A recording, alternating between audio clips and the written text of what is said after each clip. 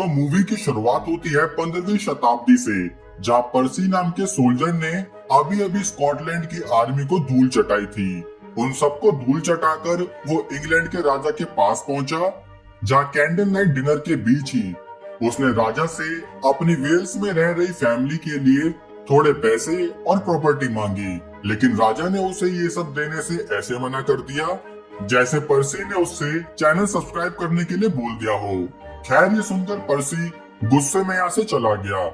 दूसरी तरफ राजा का बेटा प्रिंस हेनरी बिस्तर पर औंधे मुंह शराबियों की तरह पड़ा था। तभी वहाँ उसका रिटायर्ड सोल्जर दोस्त जॉन आया, जिससे हमें पता चला कि हेनरी को पॉलिटिक्स और राज्यों की लड़ाई झगड़े से कोई लेना देना नहीं था। अब ये नशा पत्ता करने बाहर निकले, जहाँ राजा का एक मैसेंजर हेनरी को कोने में ले गया। वो बोला कि महाराज की तबीयत कुछ ठीक नहीं चल रही, इसलिए वो आपसे मिलना चाहते हैं। ये सुनकर पहले तो हेनरी ने मना कर दिया, लेकिन जब जॉन ने उसे समझाया कि अगर तुम्हारे मिलने से पहले महाराज को कुछ हो गया तो फिर तुम खुद को माफ नहीं कर पाओगे, ये सोचकर हेनरी अगले दिन राज दरबार में पहुंच गया, जहाँ राजा ने घोषणा करी कि भले ही मेरा बड़ा बेटा हेनरी हो, लेकिन तब भी मेरे बाद इस राज्य को थॉमस मतलब मेरा छोटा बेटा ही संभालेगा। इस बात से हेनरी को उतना ही फर्क पड़ा जितना आजकल की मीडिया को इन दंगों से पड़ता है। खैर, हेनरी को इस बात से तो कोई दिक्कत नहीं हुई, लेकिन जब उसे ये पता चला कि कल थॉमस पर्सी की आर्मी से लड़ने जा रहा है तो उसे गुस्सा आ गया, क्योंकि उसके हिसाब से जो दुश्मनी उसके फादर की वजह से शुरू हुई उसका बच्चों से कोई लेना देना नहीं होना चाहिए। लेकिन थॉमस भी अपनी ऐट में पूरा टैट था, इसलिए वो पर्सी से लड़ने के लिए पीछे नहीं हटा। अब ये सुनकर हेनरी वहाँ से चला तो गया, लेकिन उसका तन मन अपने भाई थॉमस की टेंशन में ही जकड़ा हुआ था। इसलिए अगली ही सुबह वो जंग के मैदान में पहुंच गया, जहाँ थॉमस हेनरी पर भड़कने लगा कि तुम जरूर मेरी जंग में अपना नाम कमाने आए हो। लेकिन हेनरी बोला कि मुझे बस तुम्हारी और उन बेकसूर लोगों की चिंता है जो इस दंगे बिना मतलब युद्ध में अपनी जान गंवाएंगे। जिसके बाद हेनरी ने पर्सी के पास अपना एक मैसेज भिजवाया कि पर्सी चाहे तो 1-on-1 फाइट भी कर सकता है, जिससे कि बाकी सोल्जर्स की जान भी नहीं जाएगी। इस बात के लिए पर्सी ने पहले तो मना किया, लेकिन फिर कुछ देर बाद वो खुद थॉमस के खेमे में पहुंचा, जहाँ हेनरी भी अपना मुकुट पहनकर लड़ने के लिए तैयार हो गया। अब इनकी लड़ाई शुरू हुई, जिसमें दोनों ने जम के एक दूसरे का सामना किया, लेकिन मौका लगते ही हेनरी ने पर्सी पर कोई मर्सी मतलब दया नहीं दिखाई, जिसके चलते उसने पर्सी की बरसी बनाने का इंतजाम कर दिया। हेनरी ये फाइट तो जीत गया, लेकिन थॉमस उसे उल्टा ही चमकाने लगा कि मैं आज यहाँ सबका लीडर बनना चाहता था, लेकिन तुमने अपनी टांग अड़ाकर सब कुछ खराब कर दिया। हेनरी ने थॉमस की बातों को बिल्कुल वैसे इग्नोर कर दिया जैसा आपको पता ही है, लेकिन पर्सी को मारने के बाद उसके मन में खुद के लिए नफरत जागने लगी। तभी कुछ दिन बाद राजा का सुप्रीम सलाहकार विलियम हेनरी से मिलने पहुंचा, जहां वो हेनरी से बोला कि राज्य को जल्द ही आपकी जरूरत पड़ेगी, क्योंकि महाराज अपनी आखिरी सांस गिन रहे हैं। ये सुनकर हेनरी बोला कि राज्य को मेरी क्यों, थॉमस की जरूरत पड़नी चाहिए। तब विलियम ने बताया कि थॉमस भैया तो वेल्स की लड़ाई में मारे गए, इसलिए इंग्लैंड को आपकी सबसे ज्यादा जरूरत है, वरना कोई भी देश हम पर कब्जा कर लेगा।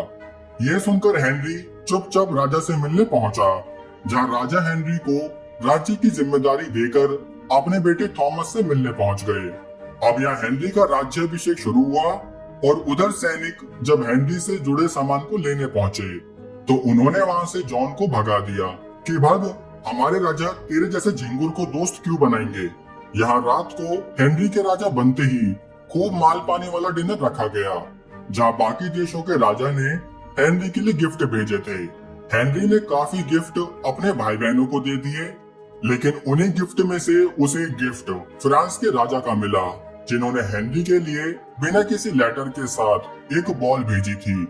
हेनरी ने ये सोचकर वो बॉल रख ली कि चलो ये मुझे मेरी एक्स की याद दिलाएगी, लेकिन अगली सुबह विलियम ने उसके मन में जहर घोलना शुरू कर दिया कि जरूर फ्रांस का राजा आपको एक बच्चा समझता है, इसलिए उसने आपके लिए एक बॉल भेजी। लेकिन हेनरी को इस बात से बिल्कुल फर्क नहीं पड़ा, क्योंकि अभी उसे अपने देश में शांति स्थापित करनी थी। जिसके बाद अपने ससुराल जाने से पहले हेनरी की बहन ने उसे समझाया कि तुम कभी भी आंख बंद करके इन सलाहकारों पर विश्वास मत करना, क्योंकि ये हमेशा अपने फायदे की सोचते हैं, और ऐसा क्यों यह हमें आगे पता चलेगा। कुछ दिन बाद ही इंग्लैंड का बिशप इन सबको बताने लगा कि कैसे फ्रांस अपने देश में गलत नीतियां चला रहा है। तब हेनरी बोला कि भैया हम इंग्लैंड में रहते हैं, तो हमें इंग्लैंड के बारे में बताओ। फ्रांस में ना तो हमारा शासन है ना हमारी गवर्नमेंट, तो हम फ्रांस के बारे में जानकर क्या करेंगे। इस बात से बिशप और बाकी पादरी काफी नाराज हो गए कि कैसे हेनरी ने थोड़ी समझदारी वाली बात कह दी। यहाँ जॉन की जिंदगी से हेनरी नाम की चिड़िया गायब होते ही उसकी जिंदगी एकदम बंजर बन गई, क्योंकि हेनरी के ना होने की वजह से अब उसका खर्चा पानी बिल्कुल बंद हो चुका था, जिसके चलते शहर वाले भी जॉन को चमकाने लगे कि इस लप्पू जैसे आदमी को कोई राजा अपने मुंह क्यों ही लगाएगा। या हेनरी की मुलाकात एक किलर से हुई जिसने बहुत सारे पैसों के बदले हेनरी को बताया कि मुझे फ्रांस के राजा ने आपको मारने के लिए भेजा है। अब ये बात जब रॉयल कोर्ट तक पहुंची तो उन्होंने फ्रांस पर अटैक करने का सुझाव दिया, लेकिन तब भी हेनरी बोला कि नहीं, हमें किसी राज्य से कोई लड़ाई नहीं करनी, क्योंकि उससे सिर्फ बेकसूर लोगों की जानें ही जाती हैं। इसलिए उसने फ्रांस के राजा को बस ये लेटर भिजवाया कि अगर आपको सच में लड़ना है तो आप अपना एक किलर नहीं बल्कि पूरी सेना लेकर आ जाइए। हेनरी का ये रवैया देखकर सब सोचने लगे कि पता नहीं ये लल्लू कभी कोई युद्ध कर भी पाएगा या नहीं। या हेनरी के कजिन्स को भी फ्रांस के एक एजेंट ने आकर ऑफर किया कि आप अपने राज्य को इंग्लैंड से तोड़कर फ्रांस के साथ मिला सकते हो। अब यही बात उन कजिन्स ने विलियम को बताई और विलियम ने हेनरी को बता दी, जिसके बाद हेनरी ने ऐलान किया कि हमने फ्रांस की पिछली 2 गलतियां माफ कर दी थी, लेकिन अब लगता है कि हमें उनके साथ युद्ध करना ही होगा। ये कहकर उसने सबसे पहले उन कजिन्स का सर धड़ से अलग कराया जो फ्रांस से जुड़ने का सोच रहे थे। फिर यहाँ से निकलकर वो जॉन से मिलने पहुंचा, जहाँ उसने सबसे पहले जॉन से माफी मांगी कि दोस्त, मैं अपने काम के चलते तुमसे मिल नहीं पाया, इसलिए अब मैं तुम्हें अपनी सेना का चीफ योजनाकार बनाना चाहता हूँ। जिसके लिए पहले तो जॉन ने मना किया, लेकिन फिर हेनरी की दोस्ती के लिए उसने हाँ कह दी। अब अगले ही दिन ये सभी फ्रांस पर हमला करने निकल गए, जिसके लिए इन्होंने नदी किनारे खाली गांव में अपना कैंप लगाया और फ्रांस से पहले हार्फ्लेर पर कब्जा करने का सोचा, क्योंकि हार्फ्लेर की लोकेशन फ्रांस पर अटैक करने के लिए बेस्ट थी। इसलिए इन्होंने अगले 2 दिन तक हार्फ्लेर पर खूब गोलाबारी करी, जिसके चलते वहाँ के राजा ने खुद ही हेनरी के आगे आत्मसमर्पण कर दिया। उसने हेनरी से ये भी रिक्वेस्ट करी कि प्लीज हार्फ्लेर के बच्चे और औरतों को बंदी ना बनाया जाए, जिसके लिए हेनरी ने हाँ कह दी। उसी रात इंग्लैंड के कैंप्स में फ्रांस का राजा लुइस आया, जो हेनरी को बातों बातों में इशारा देने लगा कि अगर तुम अपनी आर्मी को लेकर यहाँ से नहीं गए तो मैं तुम्हारा और तुम्हारी आर्मी सबका जीना हराम कर दूंगा। यह सुनकर हेनरी ने उसे तो कोई जवाब नहीं दिया, लेकिन वो जॉन से बोला कि हमारे सोल्जर्स को लेकर फ्रांस की तरफ आगे बढ़ो। अगले दिन इंग्लैंड आर्मी थोड़ा और आगे जाकर अपना कैंप सेटअप करने लगी, जहाँ 3 बच्चे खाना बनाने के लिए जंगल में लकड़ियां ढूंढने चले गए।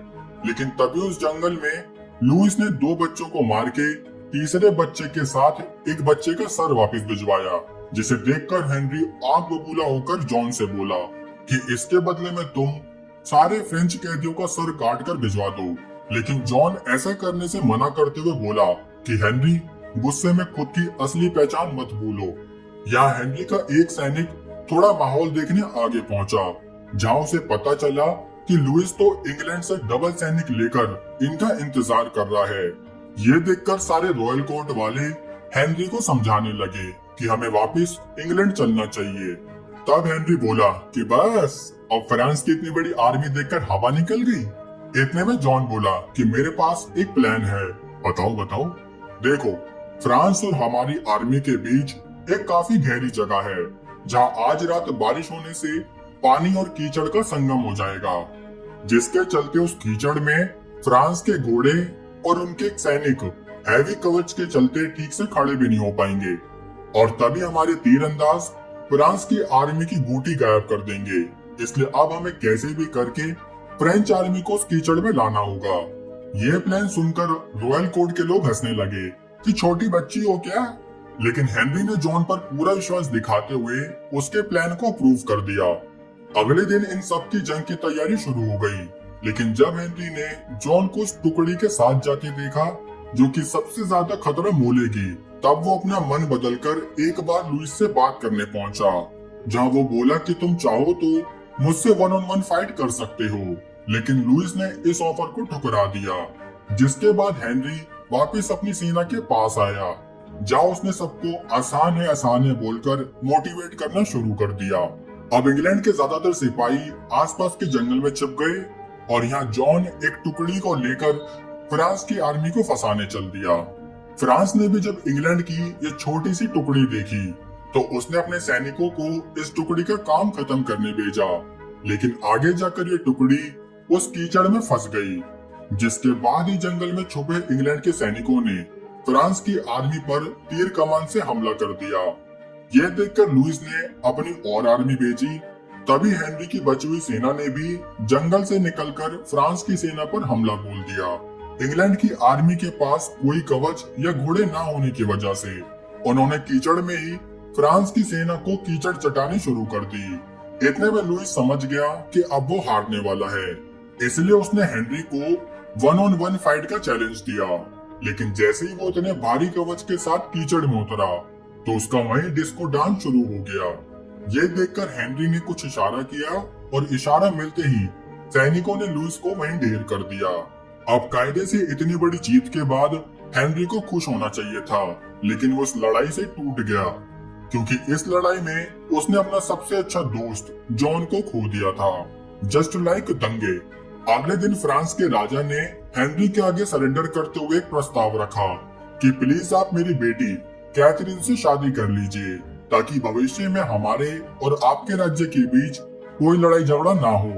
कैथरीन को देखते ही हेनरी ने शादी के लिए हाँ कह दी। अब ये सभी वापस इंग्लैंड पहुंचे, जहां सब लोग अपने जंग जीत कर आए राजा और उनकी नई रानी को देखने का इंतजार कर रहे थे। लेकिन उससे पहले हेनरी कैथरीन से अकेले में मिलने पहुंचा, जहां कैथरीन बोली कि अगर आपको मुझे एक बीवी की तरह अपनाना है तो आपको मेरी इज्जत कमानी होगी। साथ ही उसने हेनरी से ये भी पूछा कि क्यों आपने फ्रांस पर हमला किया।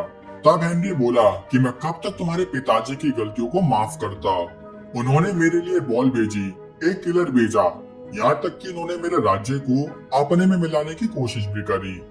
तब कैथरीन बोली कि मेरे पिताजी ने तो ऐसा कुछ भी नहीं किया, उल्टा वो तो आपसे दोस्ती ही करना चाहते थे और जंग का प्रस्ताव भी आपकी तरफ से ही आया था। तब हेनरी को अपनी बहन की वो बात याद आई कि हेनरी को कोर्ट रूम की बातों पर आंख बंद करके विश्वास नहीं करना था, इसलिए वो जल्दी से विलियम से मिलने पहुंचा, जहां वो विलियम से उस किलर के बारे में पूछने लगा जो फ्रांस से हेनरी को मारने आया था। विलियम, जिसने शुरू से अब तक सिर्फ झूठ ही कहा था, अब वो खुद के इस झूठ में फंसने लगा। तब हेनरी ने उससे पूछा कि फ्रांस की जीत पर तुम्हें कितनी जमीन का फायदा हुआ है। ये सुनकर विलियम ने अपनी सारी सच्चाई बता दी कि हाँ, मैंने शांति के लिए फ्रांस से ये जंग कराई। देख रहे हो, शांति के लिए जंग कराई। ये वही बात हुई कि जैसे ओपनहाइमर ने युद्ध को जल्दी खत्म करने के लिए एटॉमिक बॉम्ब बनाया। खैर, असल में इस मामले में विलियम का स्वार्थ निकला, क्योंकि अब फ्रांस जीतने के बाद उसके हाथ फ्रांस की लाखों एकड़ जमीन आ चुकी थी। लेकिन तब भी उसने अपना सर झुकाकर हेनरी से माफी मांगी और तभी हेनरी ने विलियम को अपने चाकू से माफी दे भी दी, जिसके बाद उसने कैथरीन के पास पहुंचकर उससे एक प्रॉमिस मांगा कि चाहे कुछ भी हो जाए तुम हमेशा मुझसे सच ही बोलोगी। तब कैथरीन बोली कि मुझे आपसे सच बोलने में कोई दिक्कत नहीं होगी, लेकिन उसके लिए आपको वीडियो को लाइक और चैनल को सब्सक्राइब करना पड़ेगा। अब मेरे नहीं तो कैथरीन के कहने से तो कर दो।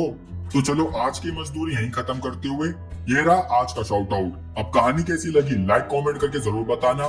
साथ ही चैनल पर नए हो तो सब्सक्राइब कर लो मेरे दोस्त। बाकी हम मिलेंगे हमारी अगली वीडियो में, तब तक के लिए जय हिंद।